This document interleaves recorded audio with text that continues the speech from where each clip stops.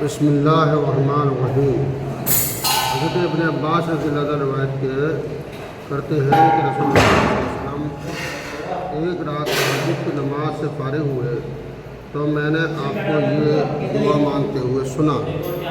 ترجمہ: اے اللہ، میں آپ سے آپ کی خاص رحمت مانگتا ہوں جس سے آپ میرے دل کو ہدایت نصیب فرما دیجیے اور اس کے ذریعے میرے کام کو آسان فرما دیجیے اور میری پریشان حالی کو اس رحمت کے ذریعے دور فرما دیجیے اور میری غیر حاضری کے معاملوں کی نگہبانی فرمائیے اور جو چیزیں میرے پاس ہیں ان کو اس رحمت کے ذریعے بلندی اور عزت نصیب فرما دیجیے اور میرے عمل کو اس رحمت کے ذریعے شرک اور ریا سے پاک فرما دیجیے اور میرے دل میں اس رحمت کے ذریعے وہی بات ڈال دیجیے جو میرے لیے صحیح اور مناسب ہو اور جس چیز سے مجھے محبت ہو وہ مجھے اس رحمت کے ذریعے عطا فرما دیجیے اور اس رحمت کے ذریعے میری ہر برائی سے حفاظت فرما دیجیے۔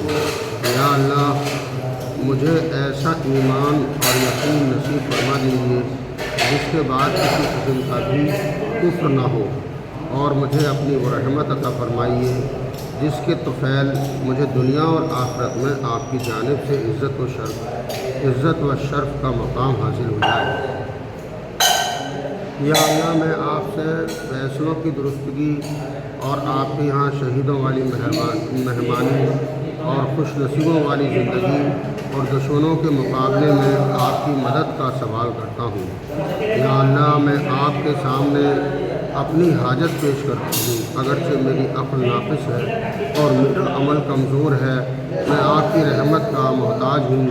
میں کام بنانے والے اور دلوں کو شفا دینے والے، جس طرح آپ اپنی قدرت سے ایک ساتھ بہنے والے سمندروں کو ایک دوسرے سے جدا رکھتے ہیں کہ کھارا میٹھے سے الگ رہتا ہے اور میٹھا کھارے سے الگ۔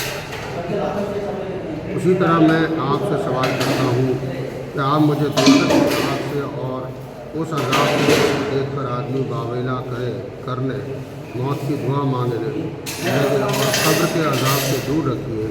یا اللہ، جس بھلائی تک میری عقل نہ پہنچ سکی اور میرا عمل اس بھلائی کے حاصل کرنے میں کمزور رہا اور میری نیت بھی اس تک نہ پہنچی اور میں نے آپ سے اس بھلائی کی درخواست بھی نہ کی ہو جس کا آپ نے اپنی مخلوق میں کسی بندے سے وعدہ فرمایا ہو، یا کوئی ایسی بھلائی ہو کہ اس کو آپ اپنے بندوں میں کسی کو دینے والے ہوں۔ اے تمام جہانوں کے پالنے والے، میں بھی آپ سے اس بھلائی کا خواہش مند ہوں اور اس کو آپ کی رحمت کے وسیلے سے مانگتا ہوں۔ اے مضبوط عہد کرنے والے اور نیک کاموں کے مالک اللہ، میں آپ سے عذاب کے دن امن کا اور قیامت کے دن جنت میں ان لوگوں کے ساتھ رہنے کا سوال کرتا ہوں جو آپ کے مقرب اور آپ کے دربار میں حاضر رہنے والے، رکوع سجدے میں پڑے رہنے والے اور عہدوں کو پورا کرنے والے ہیں۔ بے شک آپ بڑے مہربان اور بہت محبت فرمانے والے ہیں اور بلا شبہ آپ جو چاہتے ہیں کرتے ہیں۔ یا اللہ، ہمیں دوسروں کو خیر کی طرح راہ دکھانے والا اور خود ہدایت یافتہ بنا دیجیے۔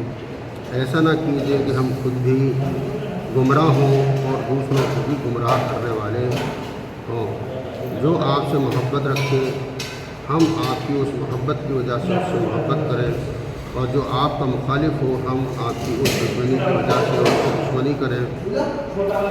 اے اللہ، یہ دعا کرنا میرا کام ہے اور قبول کرنا آپ کا کام ہے، اور یہ میری کوشش ہے اور بھروسہ آپ کی ذات پر ہے۔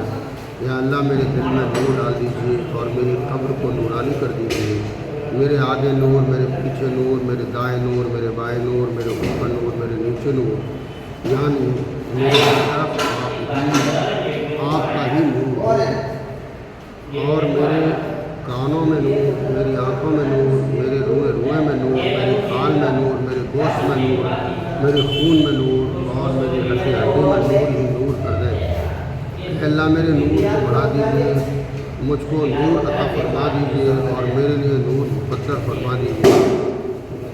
پاک ہے وہ ذات عزت جس کی چادر ہے اور اس کا فرمان عزت والا ہے، شرافت اور بزرگی جس کا لباس ہے اور اس کی بخشش ہے۔ پاک ہے وہ ذات کہ ہر عیب سے پاکی صرف اسی کی شایع نشان ہے۔ پاک ہے وہ ذات جو بڑے فضل اور نعمتوں والی ہے۔ پاک ہے وہ ذات جو بڑے شرف و کرم والی ہے، اور پاک ہے وہ ذات جو بڑے جلال و اکرام کی مالک ہے۔